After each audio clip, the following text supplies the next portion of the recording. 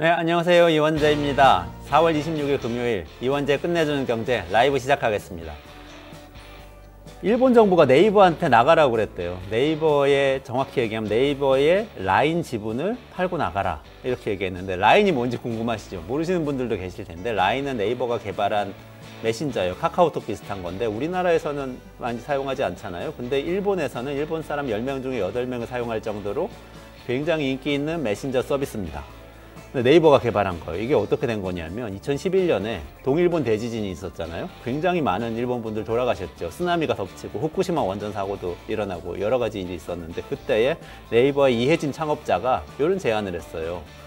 이렇게 좌절하고 있는 일본 분들한테 새로운 서비스를 좀 만들어 드리고 싶다. 그게 뭐냐 하면 사람들 사이를 이어주는 한 라인 같은 서비스다. 우리가 이렇게 어려울 때일수록 다시 사람들이 같이 연결돼서 이야기 나누고 대화 나누면서 사회적인 네트워크 연대감을 좀 복원을 해야 된다, 이런 아름다운 제안을 했습니다. 그리고 석 달 만에 그 서비스가 나왔어요.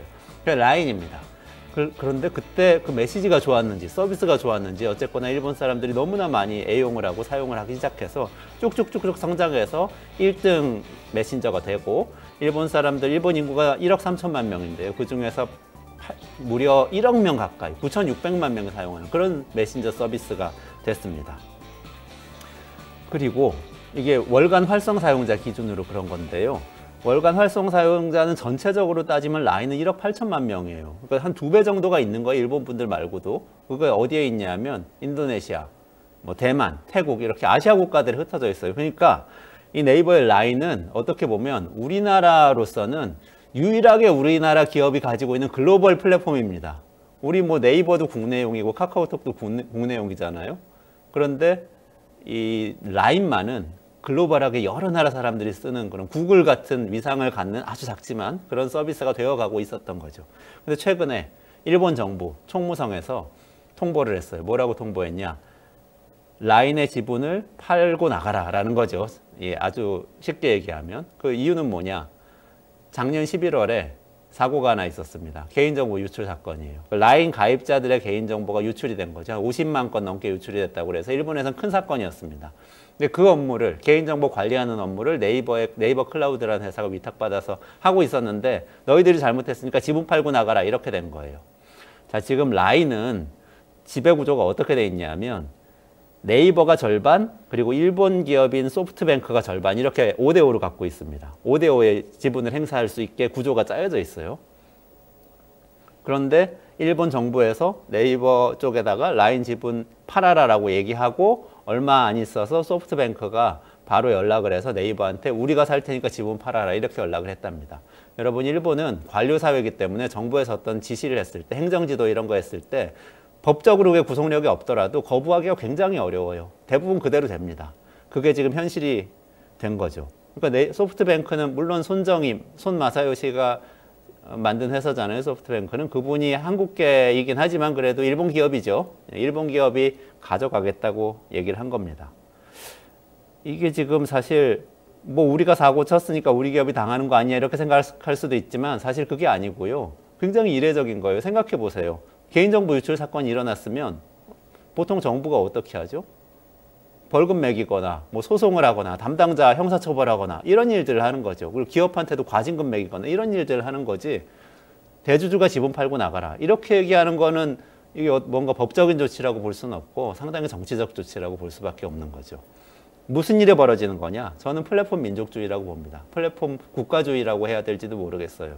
뭐냐면 일본 국민들이 가장 많이 사용하는 서비스를 한국 기업이 지배하고 있다는 사실 자체가 사실은 불편한 거죠. 왜냐하면 일본 국민들이 종속돼 있을 수 있고 영향을 받을 수 있으니까. 비슷한 일이 최근에 미국에서도 있었잖아요. 미국 하원에서 틱톡 지분을 대부분 많이 가지고 있는 중국계 투자자한테 팔고 나가라, 이런 법안을 통과시켰죠. 틱톡 강제 매각 법안이라고 뉴스에 많이 나왔죠. 비슷한 겁니다. 우리나라 국민들이 다른 나라 플랫폼을 사용하는 것은 우리나라 국민들의 생각이 굉장히 많이 영향을 받고 종속될 가능성이 있다, 이렇게 보고 있는 거예요. 자, 이거 나중에 깊이 있게 한번 다뤄드렸으면 하는 주제인데요. 다음 주든 그 다음 주든 제가 한번 전문가 모셔서 이야기 나누는 시간을 가져볼 텐데, 다만 오늘 여기까지 생각을 해보면 좋겠습니다. 우리나라 국민들은 점점 더 많이 유튜브를 보고 넷플릭스를 사용하고 구글에서 검색을 합니다. 그런데 외국에 나갔던 우리나라 기업, 예를 들면 라인은 지분을 팔고 쫓겨나요. 점점점 이렇게 가면은 나중에 어떻게 될까요? 우리야말로 진짜 플랫폼 식민지 되는 거 걱정해야 되는 거 아닐까요? 독립선언이라도 해야 되는 거 아닌지 이런 고민 좀 해봐야 될 것 같습니다. 네, 오늘도 깊이 있고 또 재미있는 이야기 준비했으니까 같이 끝까지 들어주시면 좋겠는데요. 앞 시간에는 국민연금 얘기합니다. 국민연금 최근에 가닥을 잡았어요. 어떻게 바뀔 건지 더 내고 더 받는 방향으로 간다고 하는데 이게 어떻게 된 거지? 윤형중 랩2050 대표하고 깊이 있게 파헤쳐 볼 거고요. 그리고 사과값, 대파값 이거 어떻게 잡을 수 있는지에 대해서 지금 굉장히 논의가 많은데요. 남재작 소장님 또 나오십니다. 농업 전문가시잖아요. 한국정밀농업연구소장님 나오셔서 요 사과값의 이 문제를 어떻게 풀어가야 될지 옆 나라인 일본 사례하고 비교하면서 깊이 있게 이야기해 주십니다. 1분만 기다리시면 다시 돌아보겠습니다.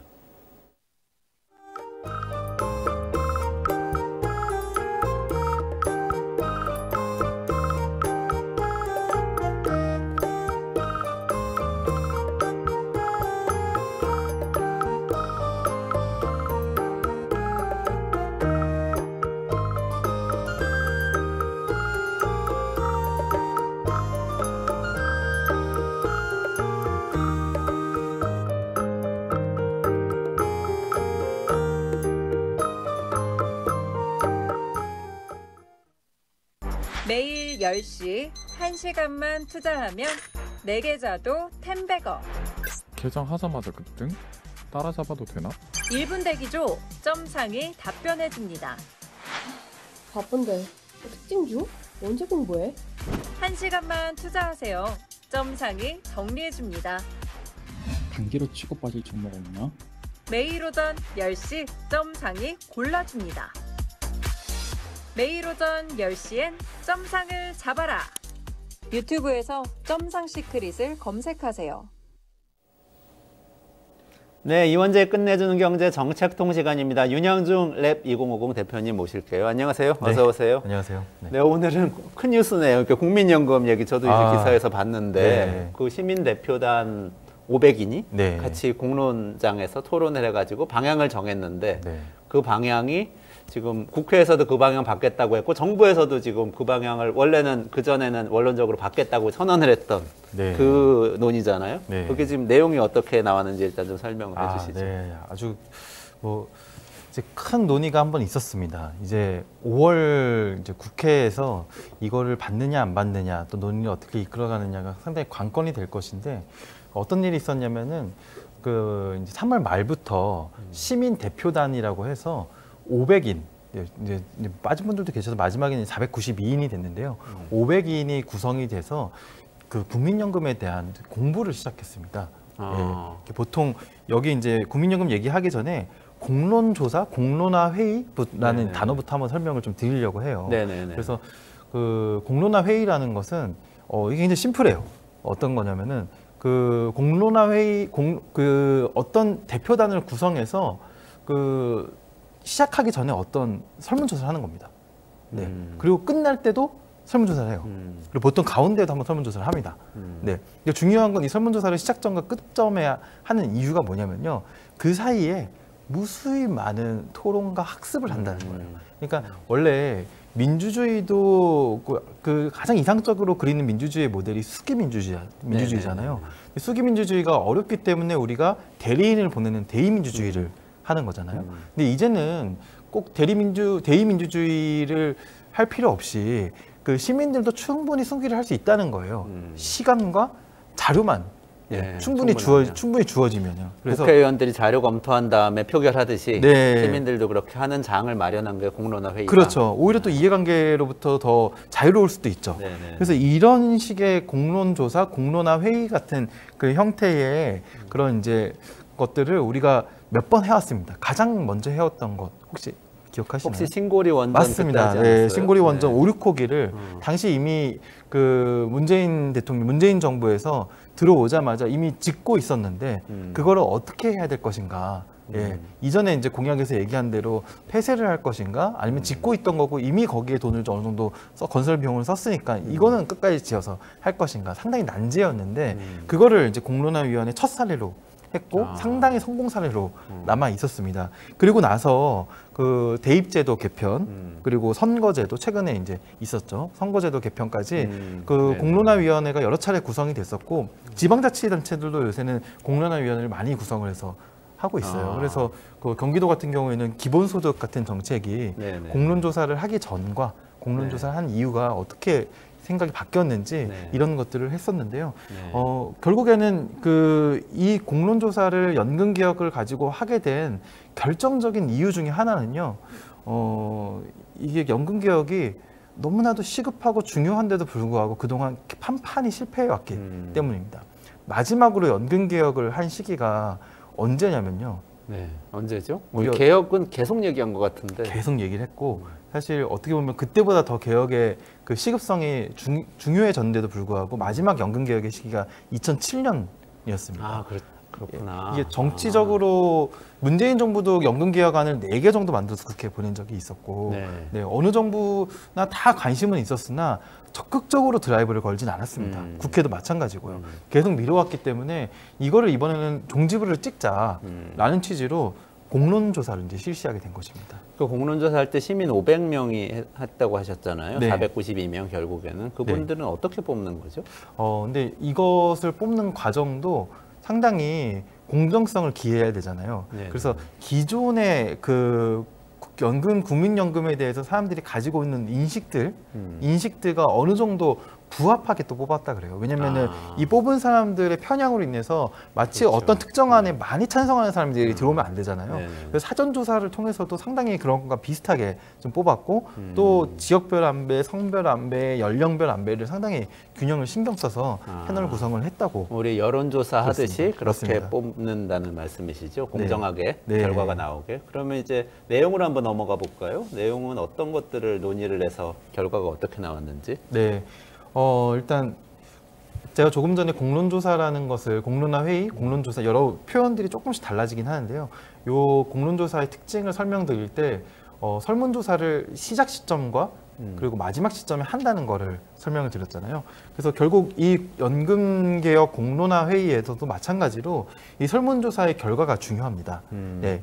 처음 설문조사는 3월 22일부터 29일까지 진행이 됐어요. 그때만 해도 연금개혁의 먼저 공론화 조사에서 너무 연금개혁의 의제들이 많거든요. 네네. 그래서 의제들을 그 많은 것들을 다 테이블에 올려놓을 수는 없으니까 사전에 50명으로 구성된 의제수기단이라는 곳에서 이 테이블에 올려놓을 의제 2개를 선정을 했습니다. 네. 이 주제 2개를 선정했는데 거기에 이름을 붙이자면 하나는 재정안정론이라고 국민연금의 네. 재정안정론. 재정안정론이라고 그 이름을 붙일 수 있을 것 같고요. 두 번째 안은 소득보장론. 소득보장론. 네, 소득보장론이라고 이름을 붙일 수 있을 것 같습니다. 근데 보통 그 언론에서는 소득보장론을 1안이라고 표현하고 2안을 이제 재정안전을 표현하기 때문에 헷갈리지 않도록 소득보장론을 1안, 네, 재정안전론을 2안이라고 표현하겠습니다. 하지만 1안이라는 표현 안 쓰고 그냥 이름을 얘기할게요. 네. 아무튼 그래서 요 의제수기단을 통해서 이 2개 안이 테이블 위에 올라왔고 그리고 3월 22일에 설문조사를 했을 때는 사람들이 사실 이런 연금개혁을 하려는 이유 자체가 연금 재정이 지속 가능하지 않기 때문이라는 그런 우려 때문이 컸잖아요. 네네네. 그 우려를 반영하듯이 기금 고갈된다. 네, 기금이 고갈된다. 우리 기금 지금 내봤자 받지도 돌려받지도 못한다. 이런 그 우려가 컸잖아요. 그래서 이런 우려가 반영되어서 그 사전 설문조사에서는 재정안정론이라고 얘기할 수 있는 안이 44.8%의 지지를 받았습니다. 그리고 소득보장론이라고 표현될 수 있는 안은 36.9%. 둘의 차이가 어떻게 되는 거예요? 네, 근데? 그것도 이제 설명을 드리겠습니다. 재정안정론, 지금 국민연금에 있어서 꼭 알아야 될 단어가 굉장히 많긴 한데요. 이게 상당히 용어가 좀 많고 복잡합니다. 근데 아마 이 방송에서는 아주 쉬운 버전으로 하나씩 설명을 드릴게요. 예, 일단 요 안에서 2가지 용어가 등장합니다. 첫 번째 용어는 보험료율입니다. 네. 보험료율. 예, 보험료율은 우리가 내는 보험료가 우리가 버는 소득에서 차지하는 비중입니다. 네. 예, 네. 지금은 9%로 되어 있어요. 네. 그래서 제가 만약에 소득이 200만 원이라면은 매달 보험료를 18만 원을 내고 있는 것입니다. 그런데 이제 제가 그 어디 직장에 소속된 사람이면은 제가 18만 원을 다 내지 않고요. 저는 9만 원만 내요. 그리고 네. 9만 원은 회사가 회사에서 내주죠. 대신 네, 내주죠. 네, 네. 하지만 내가 프리랜서다 아니면 지역 가입자다라고 한다, 임의 가입자다 한다면은 그 18만 원은 온전히 내가 다 내야 됩니다. 이 네. 보험료율이 이제 이런 개념이고요. 두 번째는 소득 대체율입니다. 네, 소득 대체율은 이것도 그 지금 내가 그 소득에 기반한 그 이제 개념인데요. 나중에 받게 되는 보험금 있잖아요. 내는 보험료하고 보험급여라고 표현하는 보험금, 받게 되는 보험금이 네네. 그 내가 받는 소득에서 차지하는 비중입니다. 아. 네, 이게 지금은 40%인데요. 네. 40%라는 것은 내가 만약에 은퇴 시점에 한 300만 원 정도의 소득을 번다라고 한다면은 소득을 300만 원에 40% 하면은 120만 원이잖아요. 그럼 저는 매달 120만 원의 소득을 받게 된다는 것입니다. 그 소득은 그 분자가 되는 소득은 뭐 어떻게 정할? 그 평균 소득인가요? 그럼 평생 동안 받는. 그것도 그때마다 이제 그 시간이 지나고 그 평균 소득이 다시 계산이 되는데요. 네네네. 결국에는 보험료율은 늘 내가 지금 내는 소득이잖아요. 그렇죠. 그렇지만 네. 받게 되는 마지막 소득 대체율의 소득은 그 시간이 지나면서 달라집니다. 그리고 대부분의 경우에는 한국에서는 대부분 호봉제를 적용받기 때문에 네네네. 나이가 들수록 많은 소득을 많아지죠. 받잖아요. 그래서 소득 대체율에 적용받는 그 평균 소득의 산식의 평균 소득은 조금 더 그 기존의 보험료율보다는 많은 수준입니다. 그렇군요. 예. 그러면 이제 우리 보험료율 알았고 네, 보험 소득 대체율까지 소득 설명을 대체율까지 드렸습니다. 알았어요. 예. 근데 지금 재정 안정론 소득 보장은 네. 어떻게 되는 자, 거예요? 9%와 40%를 기억하셔야 된다고 말씀드렸잖아요. 네. 보험료율은 9%, 소득 대체율은 40%. 현재는 예. 그렇고. 그러면 소득 보장론. 소득 보장론은 그 일환이라고 얘기하는 소득 보장론은 지금보다는 노인들의 그 지금 빈곤율이 상당히 심각하고 다른 방법으로 소득을 얻는 방법들이 우리 사회에 많지가 않으니까 소득을 좀 더 두텁게 보장해줘야 된다라는 네네. 입장이잖아요. 네네. 당연히 이 이름에 걸맞게 소득 대체율을 지금의 40%에서 50%로 올려야 한다는 입장입니다.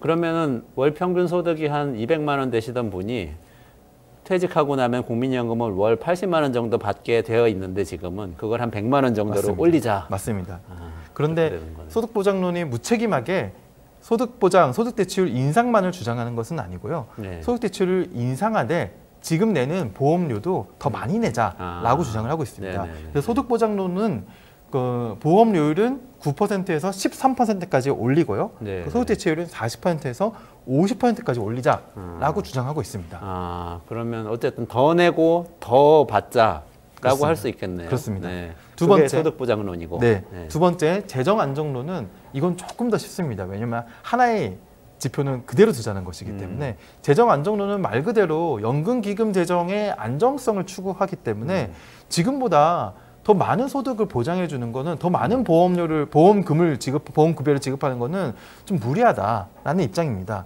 그렇기 때문에 소득 대체율은 지금의 40%로 유지하자라는 입장입니다. 대신에 지금의 연금기금이 최근의 추계에 의하면은 2040년에 정점을 찍고 2055년에 바로 고갈이 되거든요. 그렇기 때문에 그 고갈 시점을 늦추기 위해서라도 이제 보험료율을 지금의 9%에서 12%로 올리자라는 주장을 담고 있습니다. 그래서 이 두 가지의 그 주장이 처음 3월 22일 조사에서는 재정 안정론이 44.8%, 소득 보장론이 36.9%, 잘 모르겠다가 18.3%, 어쨌든 재정 안정론이 더 높았네요. 무려 8% 가까이 더 높았고 여기서 눈여겨봐야 할 지표 중에 하나는 잘 모르겠다입니다. 국민들의 평균을 좀 여기 구성에 담았다 그랬잖아요. 네. 잘 모르겠다라는 비중이 18.3%에 달했습니다. 네. 이것이 어떻게 변화했는지도 한번 눈여겨볼 만한데요. 여기서 좀 그림을 좀 보여드릴 수 있나요? 네, 그냥 말로 네, 설명드리겠습니다. 일단 설명해 주시죠. 네. 근데 소득보장론이 한 달 뒤 이제 최종 결과를 발표하기 하루 전인 4월 21일 조사에 의하면 소득보장론이 무려 56%, 그러니까 36.9%로 시작을 했는데 20%포인트 가까이 증가를 한 거죠. 예. 그리고 두 번째 재정 안정론의 비중은 44.8%에서 42.6%로 한 2%포인트 정도 줄었습니다. 그리고 세 번째, 그 잘 모르겠다의 비중은 무려 가장 극적인 변화였는데요.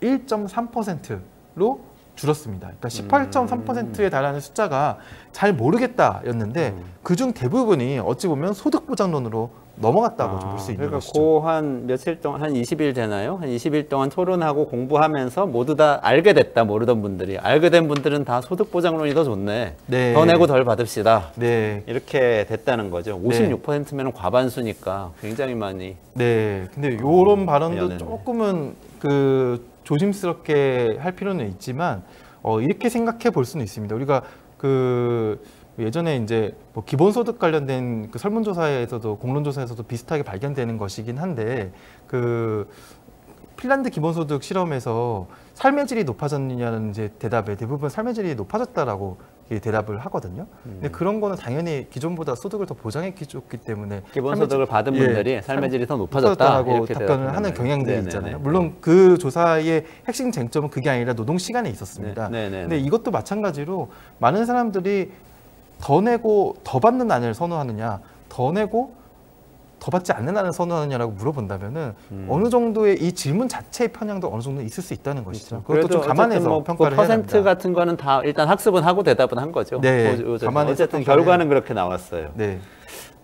결과는 그렇게 나왔다. 그러면은 그게 실제로 의미하는 바는 어떤 건가요?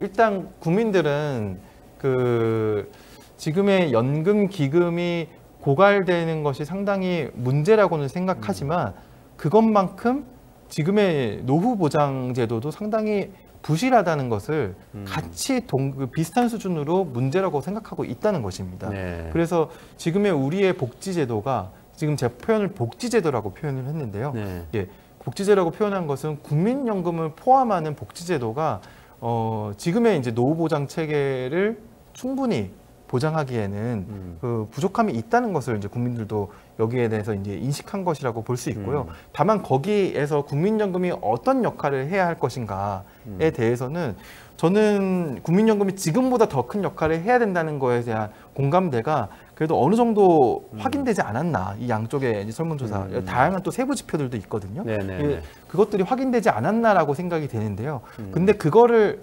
단순히 국민연금 하나로만 그 담당해야 되느냐, 국민연금이 그 안에서 어느 정도의 비중을 차지해야 되느냐는 조금 더 우리가 좀 곱씹어 볼 만한 그런 설문 결과가 나오지 않았나, 결과가 나오지 않나 그렇게 생각을 합니다. 결과가 만약에 이대로 간다면 우리한테 어떤 영향을 끼칠지 조금 더 세부적으로 일단 살펴보면 좋겠는데요. 네. 그러니까 예를 들어서 그러면 지금 아까 12%, 13%를 보험료를 오른다고 하셨잖아요. 그러면 만약에 이 소득 보장론으로 간다 그러면 13%를 보험료를 오르는 거잖아요. 네. 그럼 바로 내게 되는 건가요? 우리 직장인들이 지금 매달 지금 4.5%씩 내고 있는데 그러면 그게 13의 반이면 6.5%씩 내게 된다. 예. 이렇게 생각할 수 있는 건가요? 바로 올리지는 않을 거고요. 이제 여태까지 그 여러 연구에서 나왔던 그 소득 대체율과 보험료율을 올리는 방안들에 대해서는 대부분 점진적으로 적용이 되고 있습니다. 네. 실제로 국민연금의 여러 제도들이 그 원래는 소득 대체율이 우리가 70%에서 시작했잖아요. 네네. 예, 그거를 지금 40%라고 표현했지만 지금 많은 분들은 사실 40%보다 위의 퍼센트를 적용받고 있거든요. 지금 받으시는 분들 예. 처음에 도입할 땐 70%였고 였고, 차차차 예, 차차차차 내리기 시작했는데 마지막에 이제 2007년도 개편할 때도 60%인 거를 40%로 낮추기 위한 개혁이었거든요. 네네. 근데 그것도 지금은 많은 분들이 40% 중반 정도의 적용을 받고 있는 분들이 많습니다. 지금도 내려가는 중이에요. 아직 40%에 이르지 못했습니다. 받는 국민연금이 기존 소득에서 차지하는 비중은 점점점 내려가고 있는 상태. 네. 그러니까 이 모든 제도를 설계할 때 그 슬라이드 방식으로 점진적으로 네. 적용되도록 네네네. 그 적용을 하고 있습니다. 물론 몇몇 분들은 지금 베이비붐 세대들이 연금 납입자에서 이제 그 어떻게 보면 연금 납입에서도 은퇴를 하고 계시거든요. 그리고 또 연금 납입에서 은퇴를 하고 계시는 분들이 베이비붐 세대이기 때문에 그러니까 올해까지 납입하시는 분들이 1964년생이세요. 네네. 예. 네. 그리고 1964년생부터 70년대 초반생들까지는 매년 90만 명에서 100만 명 정도가 태어나던 세대들이시거든요. 네네네. 그래서 그분들이 납입에서 은퇴하기 전에 빨리 올려야 된다라고 주장하는 분들도 계십니다. 빨리 올려야 된다는 주장도 있지만 아직 확정된 건 아니지만 그렇습니다. 네. 이제는 어쨌든 점진적으로 조금씩 올라갈 가능성이 높다. 그렇게 말씀하신 거죠. 제가 보험료는 방금 말씀하시는 거에 대한 아주 정확한 팩트 체크를 하기 위해서 많은 자료들을 찾아봤거든요. 네. 근데 어디에도 적용 시점이 몇 년도부터 어떻게 적용된다라고 표현된 것은 사실은 없습니다. 아. 하지만 여태까지 제도가 적용되어 왔던 그런 상황들을 봤을 때는 점진적으로 적용될 가능성이 높습니다. 네. 그러면은 지금 그 연금 납입 다 하신 분들 말씀을 꺼내셨으니까 그거 먼저 얘기를 한 다음에 연금기금 고갈되는 문제는 어떻게 해결이 되는 건지 이렇게 차례대로 좀 말씀 주시면 좋겠는데요. 그럼 이번에 아까 다 낸 연금 보험료를 다 낸 분들도 계시다고 아까 말씀하셨잖아요. 그렇죠. 네. 그거를 한번 보면서 말씀을 나눠보면 좋겠는데 세대별로 다 사정이 다를 것 같아요. 맞습니다. 앞으로 네. 계속 낼 예를 들면 뭐 90년대생, 80년대생도 있을 거고 네. 그리고 지금 다 내신 60년대생도 있으실 거고 네. 요분들이 다 좀 이번 안대로 된다면 어떻게 되는지 조금 말씀을 해주시면 좋겠습니다. 네. 그 표 좀 띄워주시겠어요? 예, 이번 안대로 되면은 일단 각 세대별로 굉장히 많은 것들이 달라집니다. 가장 달라지는 게 이게 이제 핵심은 내가 낸 돈에 비해서 얼마를 받느냐 이런 것들이 달라질 텐데요. 네네. 그런 거를 보험 안에서는 수익비라고 표현을 하거든요. 네. 수익비가 정확하게 어떻게 달라질지는 사실 그런 자료들은 제대로 공개되고 있지는 않습니다. 지금의 수익비는 1대2 정도 되거든요. 그러니까 우리가 납입한 것에 비해서 한 2배 정도를 많이 받고 있는 구조입니다. 지금이라고 그러면 지금 연금을 수령하고 계신 분들, 국민연금 받고 계신 분들이 한 낸 거의 2배를 받아가고 계시다. 지금 제도가 만약에 그런 유지된다면은 받고 있는 분들뿐만이 아니라 계속 받고 있는 분들의 상당수는 아. 1대2보다는 더 받고 계십니다. 네네네. 왜냐하면은 소득 대체율이 50% 60% 이상일 때 네네. 가입하신 분들이 많기 때문에 네네네. 40% 기준으로 했을 때 수익비가 1대2 정도가 됩니다. 40%가 예, 1대2인 거군요. 지금 그 사회자 원재님 같은 분이 네. 나중에 이제 받게 될 때 1대2 정도가 됩니다. 그러네요. 유지가 된다면요. 네네. 예. 네. 근데 이제 지금의 보험금을 제대로 소득 대출 40% 사실 이르지 못하거든요. 그리고 실제로 받는 금액이 적다, 용돈 연금이다 이런 문제 지적이 많고 그런 이제 여러 가지 이유들 중에 하나는 납입 기간이 굉장히 짧다는 것입니다. 그리고 점점 이제 은퇴 연령도 늦춰지고 있기 때문에 이번에 재정 안정론이나 소득 보장론 둘 다 같이 제시하고 있는 공통 안 중에 하나는 연금의 보험료 납입 시점을 기존에 60세까지 납입하고 있었거든요. 네네. 근데 그거를 64세까지 늦추는 거는 동시에 하고 있습니다. 그래서 그거를 반영한 표를 좀 보여드리면요. 네네네. 지금 1964년생인 경우에는 일단 연금 납입은 원래는 올해까지 하게 되어 있습니다. 올해가 만 60세니까요. 네네. 근데 이제 연금 납입을 64세까지 늦춘 게 이번에 이제 양쪽 안 모두가 그렇게 적용되고 만약에 이것대로 국회가 입법을 한다면은 또 점진적으로 제가 적용될 거라고 말씀드렸잖아요. 네네네. 그래서 당장 4년을 늦추는 건 아니기 때문에 아마 64년생은 아마 올해 졸업을 할 것 같아요. 이 제도가 아무리 빨리 바뀌어도 내년에 하지 않을까 싶기 때문에. 근데 아마 65년생부터는 내년까지가 아니라 내년이나 내후년 혹은 그 다음 해년도까지 연금 보험료를 납입하지 않을까. 그러니까 1년씩 더 내게 된다는 그렇습니다. 거죠. 예. 근데 74년생의 경우에는 어느 정도 4년 정도 늦춰진 시점까지 보험료를 납입하게 되겠죠. 근데 여기서 중요하게 봐야 될 점은 기존의 소진 시점과 달라진 소진 시점인데요. 분명히 소진 시점은 많이 늦췄습니다. 소진 시점이라는 거는 기금 고갈이라고 기금이 우리가 얘기하는 아예 없어지는 시점입니다. 그러니까 기금이 아예 없어지는 시점에 64년생 기준으로는 그분들이 이제 91세가 됐을 때 기금이 소진이 됩니다. 원래대로라면. 네, 기금이 소진되면 지금 적립되어 있는 기금이 없기 때문에 그때의 연금 보험료를 낸 사람들의 돈으로 이제 보험금을 주거나 혹은 제도가 바뀌어서 국가가 조세로 재정 지원을 해서 그 돈과 합쳐가지고 내게 하거나 이 두 가지 방안이 있을 텐데 아직 제도가 바뀌지 않았기 때문에 그대로 보가식으로 바뀌게 된다면은 무려 30% 이상의 보험료율이 적용되게 됩니다. 30% 이상이라고 한다면은 30% 이상을 그럼 번 돈의 30% 이상을 보험료로 내야 맞습니다. 그렇게 내야 되는 것입니다. 네. 그리고 이제 그렇게는 안 될 것 같긴 한데 그렇게 되면 폭동이 일어나겠죠. 그렇죠. 아마 정부가 어느 정도 유지될 수 없을 네. 것입니다. 네. 소진 시점을 상당히 늦춘 거는 사실이지만 늦춘 시점에 다시 표를 한번 좀 보여주시면요. 연금 수급 시점을 한번 비교해서 봐야 됩니다. 네. 여기서 2004년생의 경우에는 연금 수급 시점이 51세에서 58세까지 늦춰지긴 하거든요. 근데 연금 납입을 무려 2068년까지 해야 됩니다. 2068년에 이미 달라진 개혁된 정책 이후에도 그 소진된 이후거든요. 그리고 연금 수급 시점은 무려 2069년입니다. 과연 그 모든 기금이 소진된 이후에도 그 조세가 얼마나 들어갈지, 또 조세가 들어가는 것이 정부가 지속 가능한 수준으로 조세를 투입할 수 있을 것인지 아직 거기에 대한 밑그림은 전혀 없는 상태인데 이분들에게는 기금이 소진된 이후까지 돈을 납입해야 되고 소진된 이후에 오히려 이제 돈을 받아야 되는 그런 상황인 것입니다. 소진된 이후에 납입을 해야 된다고요? 네.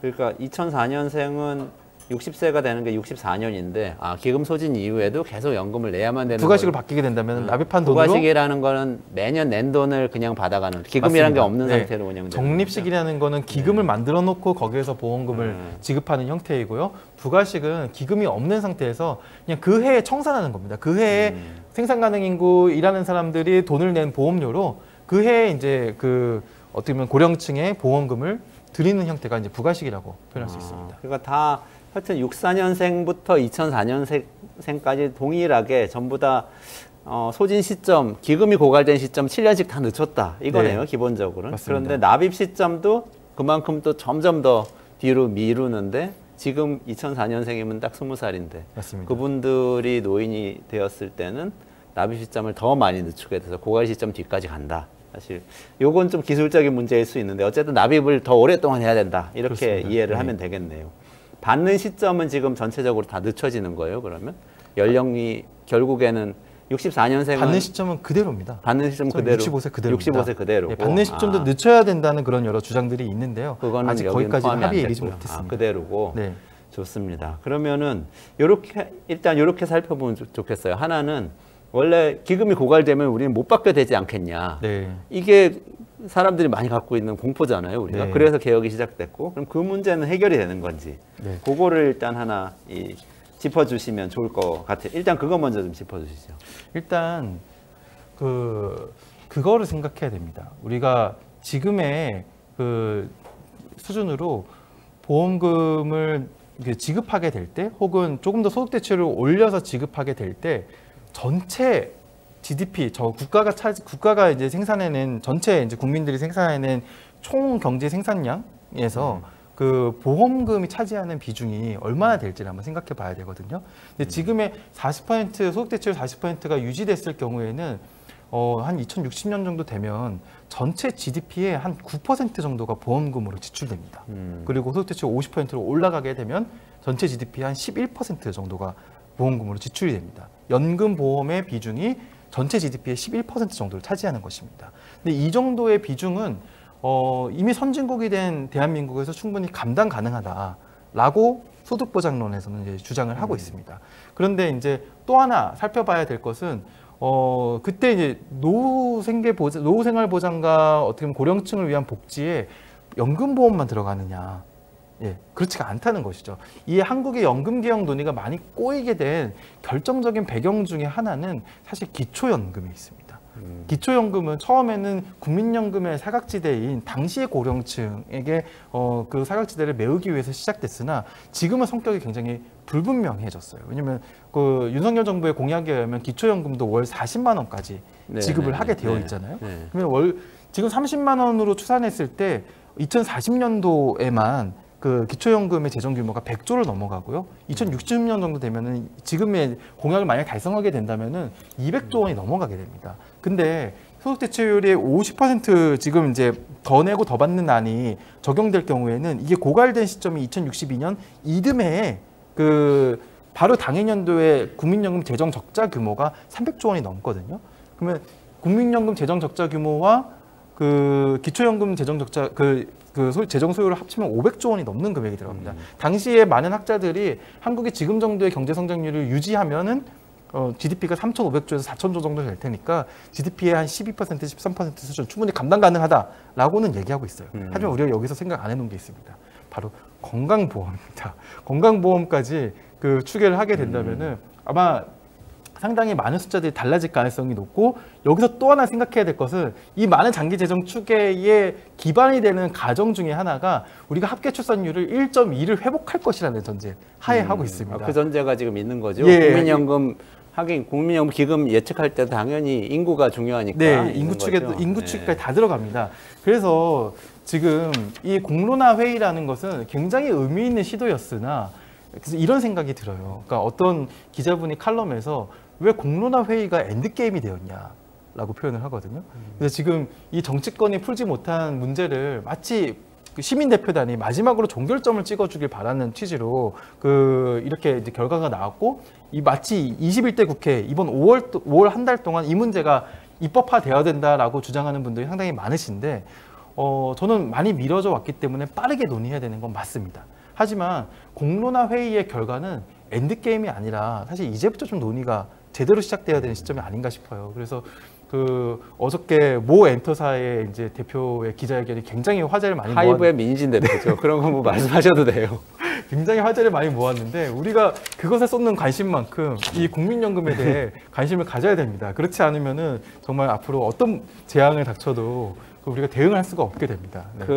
오늘 말씀을 들어보니까 그 관심을 가지려면 오늘 방송을 한 5번 정도 돌려가면서 시청을 해보시면 관심이 많이 생기실 것 같습니다. 숫자가 굉장히 많이 나와서 복잡하셨을 텐데 굉장히 중요한 얘기니까 다시 들어보시면 좋겠고 중요한 얘기니까 월요일 날 다시 한번 하죠. 알겠습니다. 시간이 다 돼가지고 마무리해야 되는데 일단 근데 저는 이런 생각이 들어요. 한번 월요일의 질문으로 저는 국민연금 어쨌든 간에 많이 벌던 사람들이 연금도 많이 받는 거잖아요. 맞습니다. 네. 그리고 더 안정적인 직장 다니는 사람들이 보험료도 덜 내고 나중에 더 많이 받아가잖아요. 네.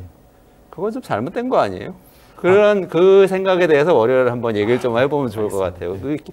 돌아가실 때는 다 평등하게 돌아가셔야 되는 거 아니에요? 살 때 뭐 벌 때는 다 차이가 나더라도 월요일에 다시 말씀하시죠. 네, 윤영중 랩 2050 대표하고 말씀 나눴습니다. 고맙습니다. 수고하셨습니다. 네, 남재작 소장님 조금 이따 다시 오실 테니까 조금 기다려주세요.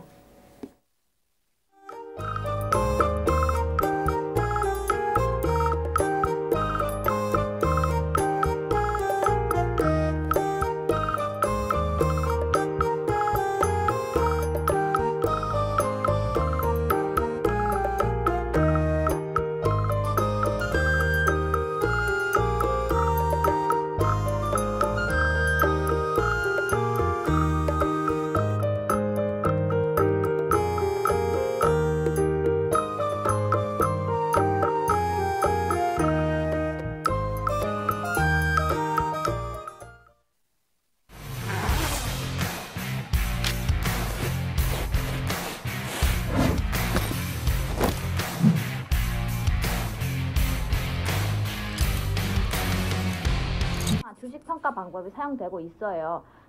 다 들어봤죠, 이거? 이건 기본이잖아. 이거 모르는 사람 있어? 자, PAR. PAR 뭐야? 따는 거. 그치. 그게 주당 시장.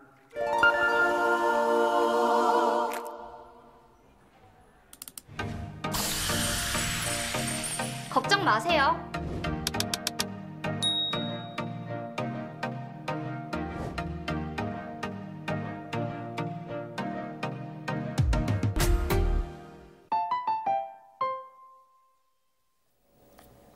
네, 이원재 끝내주는 경제, 농업에 대해서 다루는 시간이고요. 남재작 소장님 모셔서요. 오늘 사과값, 과일값, 채소값 이거 너무 많이 오르는데 왜 그런지 어떻게 잡을 건지 제대로 한번 짚어보도록 하겠습니다. 안녕하세요. 네, 안녕하세요. 네, 어서 오세요. 오늘도 또 이 문제에 관한 정말 국내 최고의 전문가신데 많이들 또 부르시죠.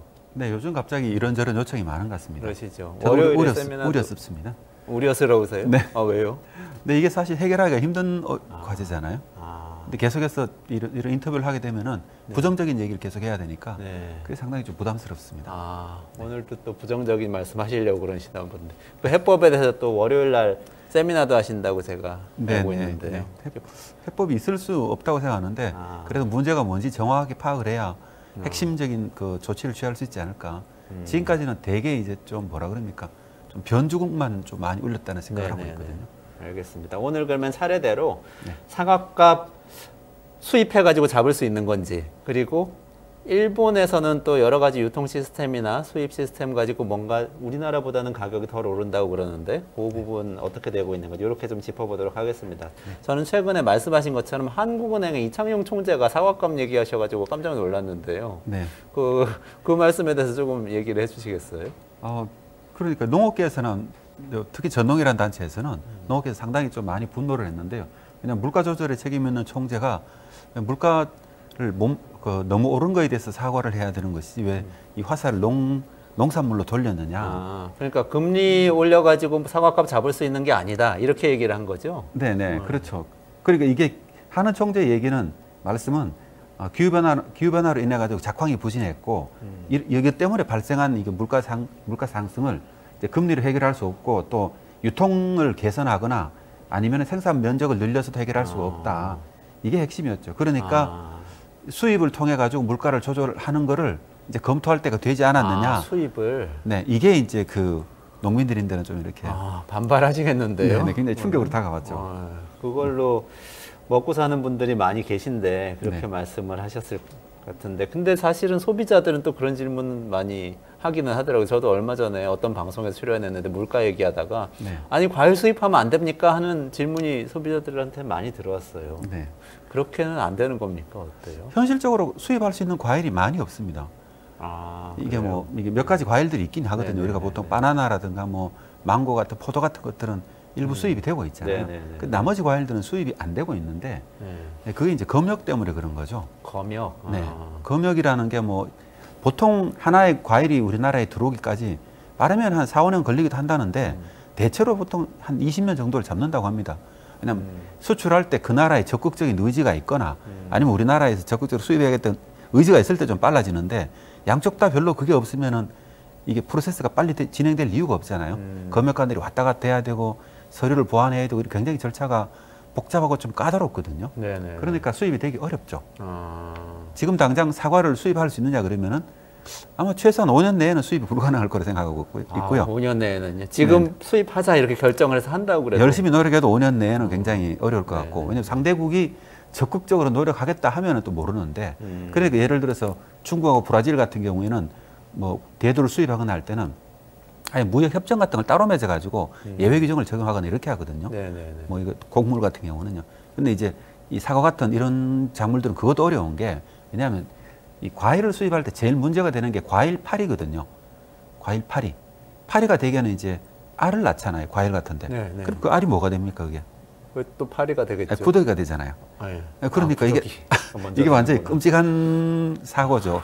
그러니까 그리고 사과에서 구더기 나오는 네네 얘기잖아요. 그렇죠. 그러니까 어느 나라든 간에 이제 파리가 발견되면 무조건 다 수입이 금지가 됩니다. 그러니까 그게 만약에 파리가 우리나라에 들어오면 어떤 문제가 생기냐면은 우리나라에 수출한 그 농산물 중에서 파리가 들어갈 수 있는 농산물들 있잖아요.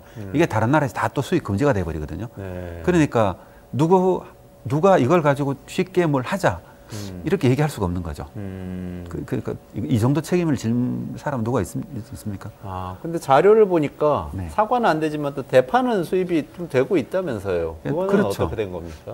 그래서 이제 사과 과일이 수입 안 되니까 파리가 우리나라 과일의 수입을 맡고 있는 하나의 과일 파리라고 하는 게 하나의 여건을 가장 중요한 역할을 하고 있는 거고요. 반면에 이제 일반적인 농산물들은 파라든가 무 같은 배추 같은 것, 채소류들은 거기에 우리나라에 같이 영향을 줄 수 있는 식물 병해충이 없는 경우 수입이 가능하거든요. 특히 대파 같은 경우 뿌리에 흙만 제거를 하면은 이제 바로바로 수입이 될 수 있습니다. 그래서 이제 만약에 이번처럼 물가가 갑자기 오를 경우에 정부가 관세를 낮춰주는 거죠. 네. 20, 30% 하던 걸 가지고 0%로 만들어져 가지고 네. 값을 떨어뜨리는 방식으로 해서 이제 물가를 안정시키는 데 활용하고 있습니다. 과일 파리는 사과뿐만 아니라 다른 과일에도 다 있는 건가요? 그렇죠. 당분이 있는 곳은 다 들어가니까 이게 국가마다 아니면 과일마다 파리 종류들이 약간씩 달라지거든요. 네네. 그렇지만 전반적으로 파리가 다 있을 수 있다고 보면 되죠. 그게 굉장히 역설적인데 뭔가 우리나라 사과하고 배 같은 과일들을 과일 파리가 지켜주고 있다는 그런 생각도 좀 드는데요. 네, 약간 좀 웃기는 얘기긴 한데 사실 뭐 그렇게 얘기해도 틀린 말은 아닌 거죠. 근데 소비자들은 또 싫어하시는 분들이 있을 것 같아요. 그렇게 생각하면은 지금 사과값, 배값 이렇게 많이 올랐는데 앞으로도 계속 비싸지고 더 비싼 거 먹으라는 얘기냐 이렇게 얘기를 하실 수도 있을 것 같은데. 근데 한번 고민해봐야 될 거는 또 보통 이 시절이 되면 사과를 먹는 집이 그렇게 많지는 않았거든요. 네. 다른 과일들이 많이 나오잖아요. 네. 근데 왜 갑자기 사과가 논란이 됐는지부터가 이게 좀 약간 좀 우리 농업계에 있는 분들은 이게 지나고 나면 원래 명절 지나고 나면 값이 떨어지면서 안정되는 게 원래 정상이거든요. 그렇죠. 명절 사과배는 때가- 세수상에 오르니까. 예, 명절 때 바짝 비싸졌다가 근데 원래 이례적으로 이제 좀 이런 게 있었고 그래서 원래가 이제 약간 과일이라는 게 들쭉날쭉하기 마련이고 지금까지는 과일 때문에 큰 문제를 겪은 경우는 그렇게 많이 없었거든요. 명절 때 빼고는. 네, 그러니까 우리가 조금 적응해야 될 문제도 있지 않을까 당분간은 그렇게 생각합니다. 그러면 만약에 이걸 잡아야 된다 이렇게 생각을 만약에 하면요. 네. 일단 그렇게 명절 때 같은 때 말고 좀 대체할 수 있는 다른 과일 찾아서 드시는 방법도 있겠지만 또 만약에 드시고 싶은 분들이 있으시면은 굳이 있으시면은 싸졌으면 좋겠다 생각은 하실 수 있잖아요. 그러면 그렇죠. 많은 분들이 또 이렇게 생각하시는 것 같아요. 수입도 안 되고 그러면은 혹시 유통마진 너무 비싼 거 아니냐. 그러면 유통업체들 좀 잡아가지고 이거 좀 싸게 만들 수 있는 거 아니냐. 이렇게도 생각을 많이 하시는 것 같은데요. 하는 총재도 역시 언급을 했잖아요. 그 부분에 대해서. 유통으로 잡을 수 있는 건 한계가 있다. 유통 개선을 통해서. 네네. 왜냐하면 이거는 그 생산량이 줄어가지고 기후 때문에 생산량이 줄어서 발생한 게 근본적인 원인이고 유통이라는 거는 그런 게 있더라도 약간 좀 완화를 시켜주면 좋은데 네. 우리나라의 가락동에서 가격 결정할 때 경매제들 통하고 있잖아요. 경매로. 예, 그날의 물건이 얼마만큼 나오냐에 따라 가지고 가격이 결정되니까 이게 가격 진폭을 키우는 경향이 있는 거죠. 이거는 결과적으로 이제 그런 단점이 있지만은 이게 원인은 아니니까 유통을 잡아서 해결하는 거는 한계가 있다고 말씀드리는 거고 근본적으로는 기후가 좋아지지 않으면은 이런 문제가 항상 생길 수가 있다. 그래서 제가 이제 부정적인 얘기밖에 할 수 없다는 말씀을 드리는 거죠. 기후변화 때문에 생산량이 줄면 어쨌든 뭐 가격에 영향을 끼칠 수 있는데 특히 우리나라는 그게 그러니까 대형 어떤 유통업자가 독점적으로 가서 막 가격을 폭리를 취하고 이런 게 아니고 경매 방식으로 이게 다 거래가 되는데 그게 더 가격 진폭을 키운다. 그런 말씀이신 거네요. 그렇죠. 그러니까 유통 주체들이 가격이 오를 거라 생각하면 출하량이 줄일 거 아니에요? 네네. 뭐 그런 게 영향을 줄 수는 있는데 정부는 또 그걸 막기 위해 가지고 또 강력하게 대책을 세울 거고 네. 그렇긴 하지만은 근본적인 문제는 이제 그 유통에서 발생하는 건 아니라는 뜻입니다. 유통은 어쨌든 우리는 경매 방식인데 거기서 문제가 발생하는 건 아니고 그건 그냥 있는 대로 계속 굴러가고 네, 있는 유통은 유통 자체가 문제가 있는 건 맞지만은 이게 지금이 최선이 아니지만은 이것 때문에 발생하는 문제가 아니기 때문에 네. 유통을 개선해서는 이 문제가 해결이 되지 않는다는 걸 말하는 해결되지는 거예요. 않는다. 네, 그게 이제 하는 총재의 말씀이고 거기에 대해서 저도 이제 동의한다는 뜻입니다. 네. 아니 처음 미리 자료 보내주신 거에 그러면 저는 일본 사례를 좀 말씀을 하셔가지고 네. 되게 흥미로웠어요 사실. 그러니까 일본도 우리나라하고 비슷하게 유통구조 갖고 있다는 말씀 아니세요? 그러면은 일본도 이렇게 가격이 많이 올랐을 것 같은데 혹시 그런지 어떻게 다른지 그걸 좀 일본 시스템이 어떤지 어떻게 문제를 해결하고 있는지 좀 얘기 나눠보면 좋겠어요. 사실 이제 우리나라 그 농업 많은 시스템들이 일본 걸 많이 이제 따라하고 있거든요. 많이 이제 일본을 참고해서 만들었기 때문에 일본이나 우리나라 유통구조는 사실 비슷합니다. 우리나라 정부에서 매년 이제 유통 단계를 축소해 가지고 가격을 낮추겠다 그러고 있잖아요. 왜냐하면 많은 분들이 중간상인들이 이제 그 뭐라고 그러죠 이익을 가져간다고 생각하기 때문에. 네네네. 그리고 이제 실제로 농산물이라는 게 일본도 보면 거의 비슷합니다. 참고 자료가 화면에 보이는지 모르겠지만은 어쨌든 이 산지에서 보면 출하업자들 그 뭡니까 조합이든가 아니면 네네네. 출하업자들이 하는 건 똑같고요. 그리고 농민들 일부가 또 직거래로 출하를 하기도 하죠. 이게 도매시장을 통하고 맨 왼쪽에 생산자부터 시작해서 오른쪽으로 쭉 거죠. 가면서 네. 이게 우리나라 거하고 펼쳐놓으면은 모양이 거의 비슷합니다. 거의 똑같다고 보시면 돼요. 그러니까 유통구조 자체가 다르지는 않고요. 그다음에 이제 단계가 많으냐 그러면은 우리나라도 단계를 많이 줄였거든요. 그러니까 그래요? 네 그래서 그 단계를 더 줄인다고 매번 나오지만은 사실 더 줄일 단계가 많이 있는 건 아닌 거죠. 근본적으로는 뭐 예를 들면은 좀 내부적으로 약간 좀 내용적인 차이가 있긴 합니다. 예를 들면은 일본 같으면 이제 그 농협이 있잖아요. 개통 출하라 해가지고 농산물을 가지고 출하하는 방식이 이제 주류를 이루고 있는 거죠. 60%고 산지 그 우리가 산지 수입산이라고 얘기하죠. 이거는 10% 조금 넘어가는 수준이거든요. 하지만 산지 수입 그 수집산. 차이가 어떻게 되는 겁니까? 조금 자세히 예를 들면 이제 이 농가라는 게 보면은 이 아주 큰 농가들은 농가 자체로 가지고 트럭에 실어서 물건을 보낼 수가 있잖아요. 네네네. 어떤 농가들은 그럼 그 채소 같은 걸 약간을 이제 포장이나 가공을 해서 할 수도 있고 네. 아니면 원물 그대로 보낼 수도 있고 그럼 누군가 이걸 가지고 모아가지고 이제 시장에 팔 수 있도록 만들어야 되잖아요. 네네. 이 과정들이 이제 중간에 이걸 이제 유통상들이 하는 거죠. 이 역할들을. 그러니까 이제 그러면 농가들이 그러면 수취율이 그러면 몇 %냐? 보통 30%에서 한 50% 사이거든요. 네네. 그 농민들이 3,000원에 팔면 시장에서는 10,000원에 팔린다. 그러면은 네. 좀 억울할 수 있잖아요. 네. 이제 그러고 5,000원에 팔면은 농민들은 받아가는 5,000원인데 시장에서 10,000원에 팔린다. 이렇게 보통 느끼는 거죠. 근데 그게 이제 그러면은 누군가는 이거 모아야 되잖아요. 모아야 되고 그다음에 분류를 하고 그다음에 포장을 하고 이런 걸 하는 게 있는 거죠. 네네. 근데 이걸 농민들이 직접 다 하면 그게 직거래잖아요. 네네. 직거래는 또 농민들이 이걸 비용을 내는 거죠.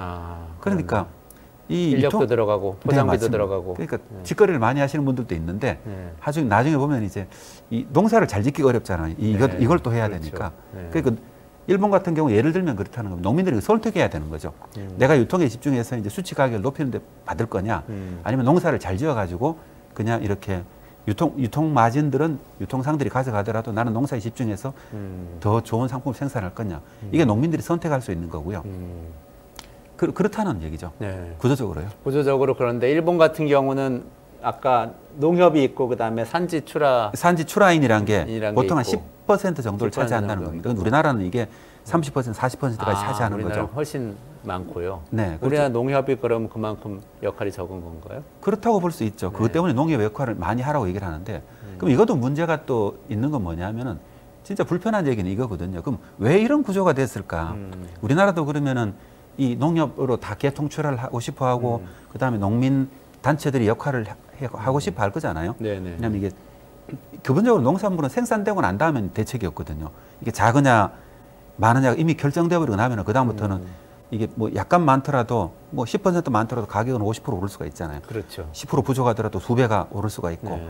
이런 식으로 가격 진폭이 커지는 거죠. 이게 농산물의 특징이다 보니까 가능하면 그러면 시장 수요에 맞춰 가지고 생산량을 조절하는 게 가장 중요한 역할을 하는 거죠. 생산을 미리 계획을 하는 게 그렇죠. 중요하겠네요. 네네. 그런데 이제 그런 경우에는 예를 들면은 산지에 있는 어떤 농협 같은 곳에서는 큰 조직 같으면 대체로 이제 그 유통량을 적정하게 맞출 거잖아요. 네네. 오랫동안 경험이 있으니까. 그래서 이제 가격 진폭이 있더라도 어느 정도 완충을 할 수가 있고 일본 같으면 사과 같으면 일본은 사과가 수입이 되거든요. 네. 대체는 뉴질랜드에서 들어오는데 또 일본도 수출도 하고요. 그러니까 일본 같은 경우는 남으면 조금 더 많이 수출하고 모자라면 좀 더 수입을 하고 사과 같은 경우는 그렇습니다. 네. 그러니까 이번에 일본의 이제 사과 가격을 보면 실제로는 일본도 가격이 이 농사가 잘 안 됐을 거니까 기후가 비슷했잖아요. 그렇죠. 네. 한 20% 정도 올랐더라고요. 20%. 그리고 우리보다는 훨씬 덜 그렇죠. 우리나라는 한 80%까지 올랐으니까. 네. 그런데 일본 같은 경우는 이제 그런 식의 시스템이 잘 갖춰져 있는 거죠. 수출도 되고 수입도 되고. 그러면 일본에서 농협이 그런 수출 수입 계획까지를 세우는 겁니까? 이제 그렇게 하지는 않고요. 농협이 직접 그걸 납품을 하겠죠. 그리고 하시는 수출상들이 또 그걸 계획을 할 거고요. 그러면은 아까 경로를 보면 처음에 출하해서 네. 한 90% 정도는 농협 같은 데로 가고 60% 정도가 농협에 60%. 출하하고 네. 그다음에 이제 10% 정도가 산지 유통상들로 도매시장에 들어오는 것들이 네. 네, 그런 식으로 이제 비율이 나눠지는 건데. 나눠지고. 근데 우리나라가 이제 그럼 산지 수입상이 많은 이유가 이 채소 같은 경우는 네. 근본적으로 농가들이 좀 영세한 거죠. 근데 예를 들어서 이게 한 트럭을 맞춘다고 가정을 하면 일정 물량을 맞춘다고 가정을 하면은 이게 그 여러 농가들을 다녀야 될 거잖아요. 네네네. 그럼 큰 농가들이 좀 군데군데 있고 있으면은 이게 비용이 적게 들어가겠죠. 네. 이게 수집 비용이. 네. 근데 작은 농가가 많으면은 이게 미리 이제 그 농가들 수집상 입장에서는 밭대기 거래라고 하죠. 포장 거래라고 하는 걸 가지고 미리 이렇게 하고 이 물량을 맞출 수 있도록 유통이 규모가 나오도록 만들어야 되거든요. 네네. 이걸 사전에 하는 거죠. 이걸 선물 거래라고 볼 수도 있고. 네. 밭대기 농사랑 계약 재배라고 하는 계약 재배로 볼 수도 있고요. 네. 그래서 이런 것들이 보면은 그러면 미리 농민 입장에서는 오히려 안정적인 뭐 유통 판로가 있으니까 좋을 수도 있고 또 그렇지만은 이렇게 했을 경우에는 가격이 떨어지면은 미리 이제 계약을 한 유통업자가 손해 보고 대체적으로는요. 또 올라가면 농민들은 또 이제 억울한 거죠. 네네. 이런 문제가 발생하는 거고. 그럼 아까 말씀하신 가락시장에서 이렇게 경매 방식으로 파는 거, 그게 네. 이제 산지 출하인들이 하는 방식인가요? 그게 어떻게 되는 건가요? 그렇죠.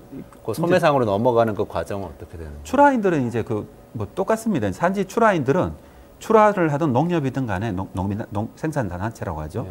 이 두 개가 이제 가장 큰 주축인데 네. 이 두 주축은 출하 루트를 정하는 거죠. 출하 경로를 정할 때 예를 들면은 뭐 이게 도매시장에서 경매를 통해서 판매를 할 수도 있잖아요. 네. 가락동, 우리나라는 가락동이죠. 네. 일본 같으면 도매시장에서 이제 그 대개는 이제 상대매매라고 얘기를 하는데 네. 도매상끼리 이렇게 도매상이 이제 중간 도매상에 바로 넘기는 방식입니다. 네.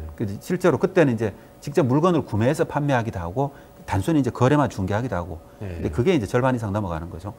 그건 이제 일본 도매상들이 규모가 굉장히 큽니다. 큰 도매상들은 매출액이 20조가 넘어간다고 얘기를 하고 있거든요. 그러니까 이제 그 정도 자본력이 되니까 물건을 구매를 할 수가 있잖아요.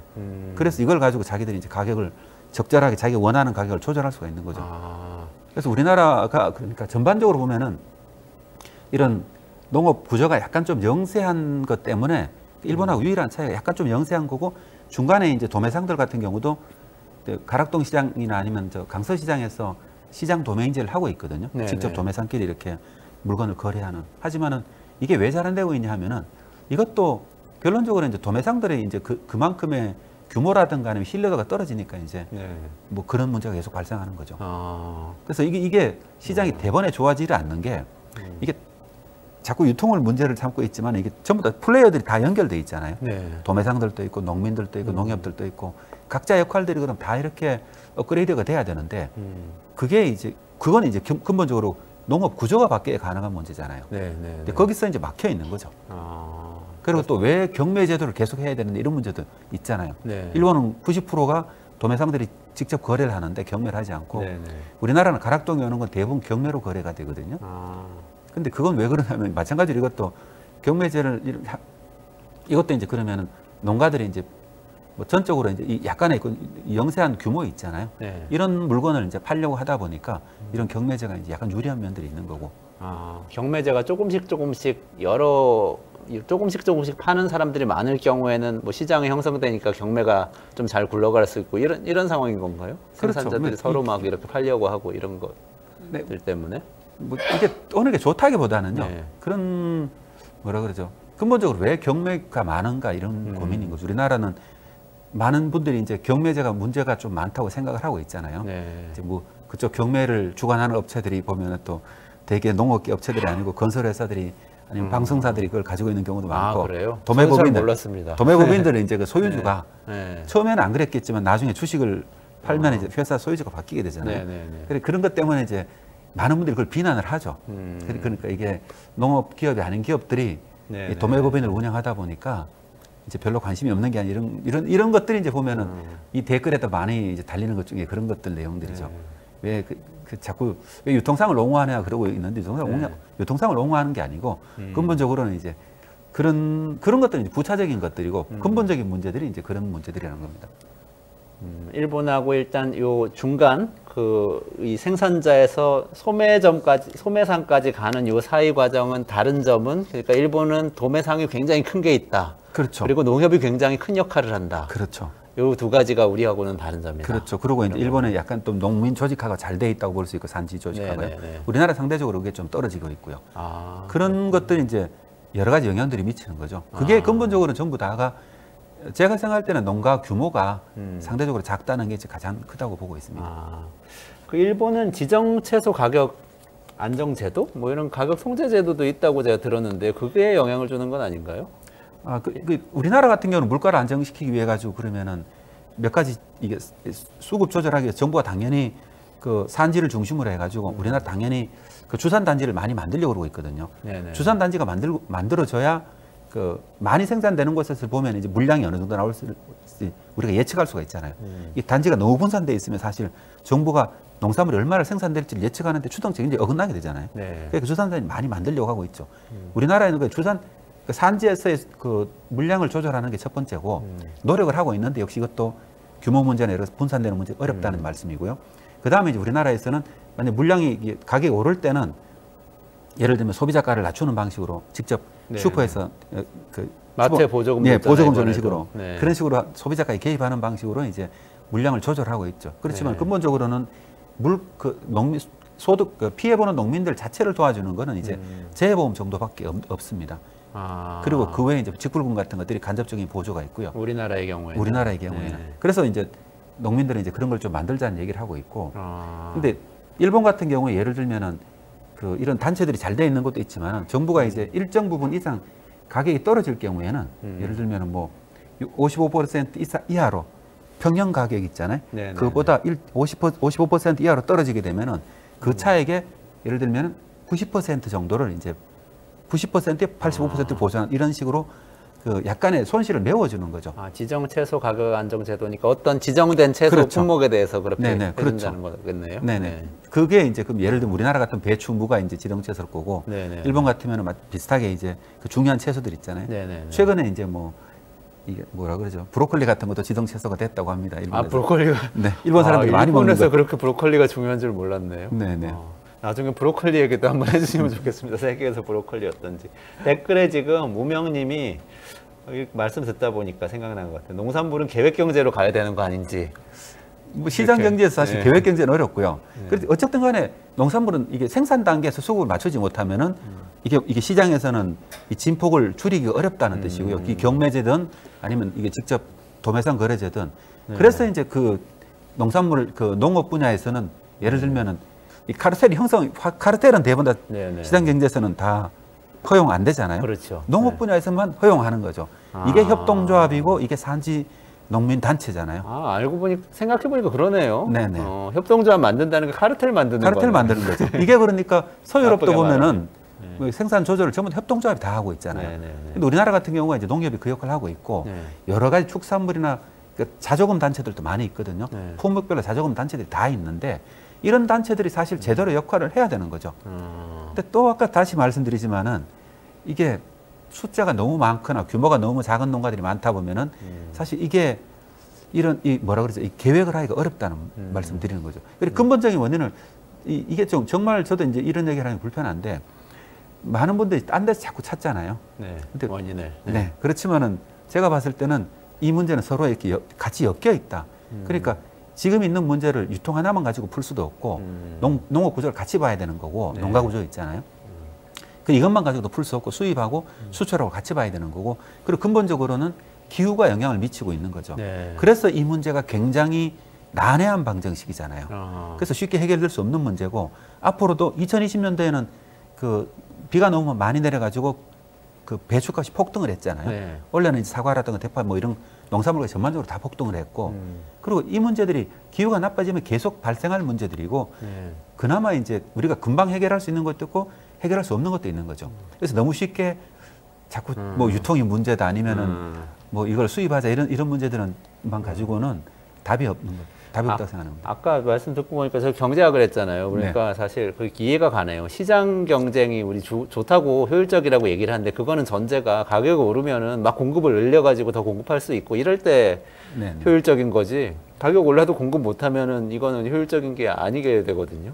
그렇죠. 그걸 딱 그런 것 같은데 지금 댓글로도 또 어떤 분이 공기업 형태로 그냥 하면 안 되냐, 정부가 땅을 매입하든지 해가지고 뭐 그렇게 하면 안 되냐 이런 말씀도 주셨어요. 아마 수천 조를 드리면 가능할 수도 있는데 근데 이제 그게 공산주의자였잖아요. 아, 네. 그게 계획 그 뭡니까? 협동농장, 협동농장 계획 경제 있지 않습니까? 네. 그게 실패를 했잖아요. 네. 그러니까 이거는 뭐라 그럽니까? 그런 완전 공산주의도 아니고 완전 자본주의도 아닌 그 중간 어딘가에서 밸런스를 맞춰야 되거든요. 네. 그러다 보면 이거 구조적으로 해결해야 되는 문제고 동시에 개선해야 되는 문제고 굉장히 어려운 방정식입니다. 그런데 우리가 너무 이제 뭐라 그러죠?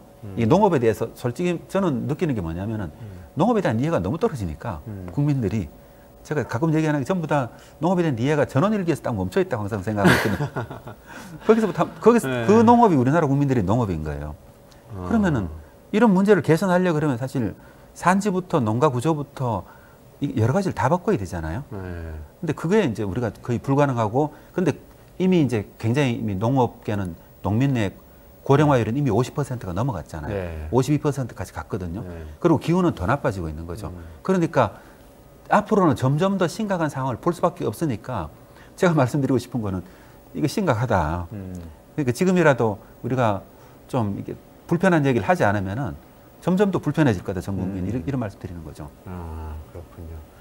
아니, 얘기가 너무 재밌어지는데 거의 시간이 다 됐는데 마지막으로 아까 요거 하나만 알려주시고 마무리해야 될 것 같은데 일본이 사과 수입을 그래도 한다고 말씀하셨잖아요. 우리나라는 안 하고 시작한다고 그래도 5년, 10년 걸릴 거라고 그러셨는데 네. 일본은 어떻게 하고 있는지 그것만 좀 알려주시고 일본은 사실 마무리를 해야 될것 1970년대부터 사과를 수입했거든요. 네네. 일본은 또 사과가 아오모리현이 또 사과의 고장이지 않습니까? 네네네. 사과 품종만 수백 종이 넘어가요. 네. 굉장히 다양한 사과 품종을 개발하고 있고 그러니까 그리고 일본은 그리고 또 1975년도에 우리나라 사과 일본을 수출도 했었습니다. 한 1,000몇백 톤을 수출도 했었고요. 그리고 또 일본은 이제 이 사과 산업 자체가 경쟁력을 가지고 있으니까 왜냐면 사과는 품종이 가장 중요하잖아요. 그냥 맛있는 품종이나 아니면 기호에 따른 품종을 생산하는 거니까 일본은 이게 굉장히 강한 거죠. 그러니까 일본은 대체로 이제 홍콩이라든가 대만 같은데 동남아로 수출할 수 있는 영향도 가지고 있고 대개 한 몇만 톤 정도 수출을 하고 있고요. 뉴질랜드에서 필요하면 또 이렇게 한 5천 톤에 7천 톤 정도를 수입을 하더라고요. 이 둘을 가지고 이제 그럼 시장 가격의 밸런스를 맞추고 있는 거죠. 그건 근본적으로 일본이 이제 강한 사과 산업을 가지고 있어서 가능하다고 보고 있습니다.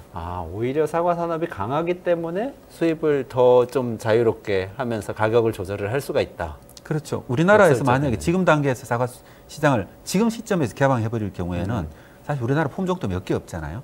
부사라든가 여름 사과, 그다음 가을 사과 서너 종류밖에 없거든요. 주로 심는 게. 그럴 경우에는 외국의 다양한 사과가 만약에 들어왔다. 이럴 경우에는 시장이 급격하게 붕괴하는 거죠.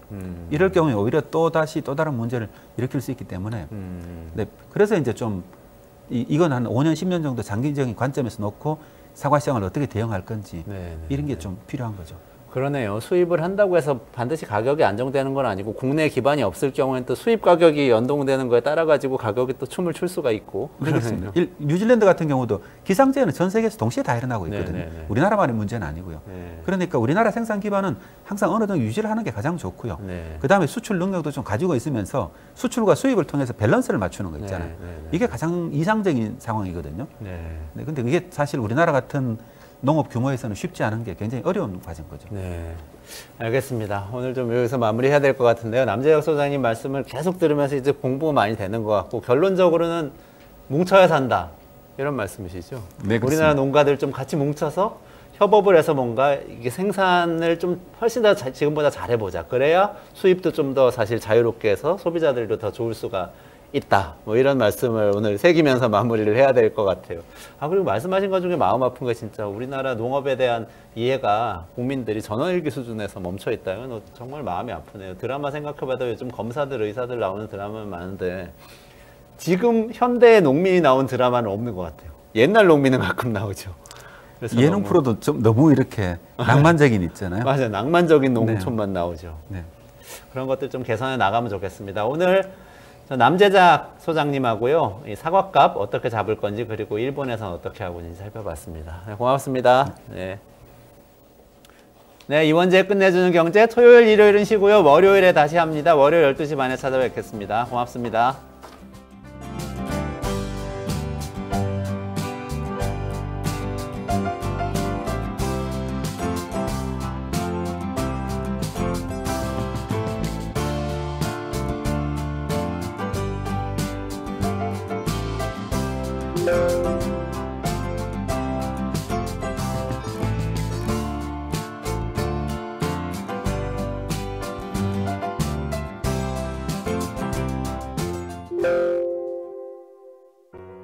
우리아이 재단에서 뜻을 함께할 정기 후원자분들을 기다립니다.